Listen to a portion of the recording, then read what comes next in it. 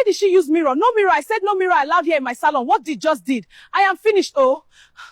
In Rumukurushi, Port Harcourt, there was a salon everybody liked. Not because it was the biggest, not because it was the finest. People loved it because of Madame Rose. Madame Rose was young and very pretty, always neat, always smiling. Her hands moved fast, too fast sometimes. She could finish a full head of neat plaits in a short time without pulling hair or causing pain. Women said going to her salon saved time. Before you know it, she's done. That was why people kept coming back. Her salon was called Madame Rose Beauty Palace, and it stayed busy almost every day. There was only one rule: no mirror. At first, people found it strange, a salon without mirror, but Madame Rose explained it calmly. Mirror slows work. If you trust me, you don't need it. She said it with a smile, and because she was always smiling, people trusted her. She usually sat outside her shop, arranging chairs neatly, plaiting hair under the open light. From morning till evening, her hands never tired.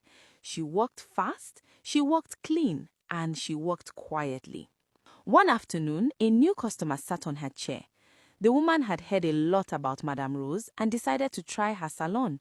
From the beginning, Madame Rose smiled at her.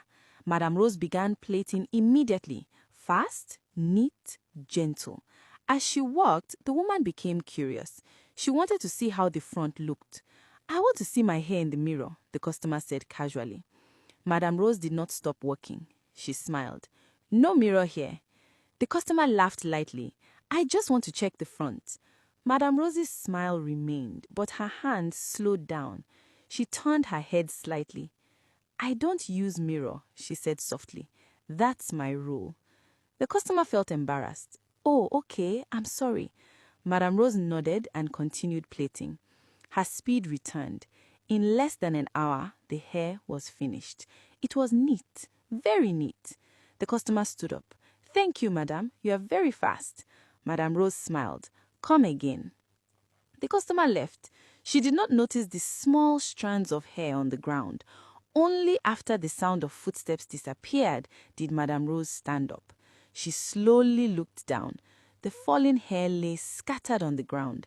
Madame Rose knelt. Carefully, she picked them up, every single strand. She did not hurry. She did not sigh. She did not speak. When she was done, she poured them into a black, waterproof leather bag. Then she smiled again. Days passed, weeks passed. Madame Rose's salon became even more popular.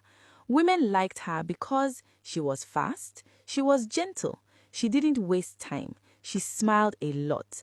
Some even said she has good hand. People ignored the mirror rule. They ignored the little strange feeling they sometimes had after leaving. Then one woman noticed something. Her edges were thinning. She blamed stress. Another noticed the same thing. Then another. Always the front hair. Always after visiting Madame Rose. Never immediately. Nobody connected it at first. At midnight, when Rumukurushi slept, Madame Rose woke.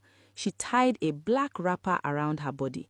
She placed fresh palm leaves into her mouth. She tied a red ribbon around her head.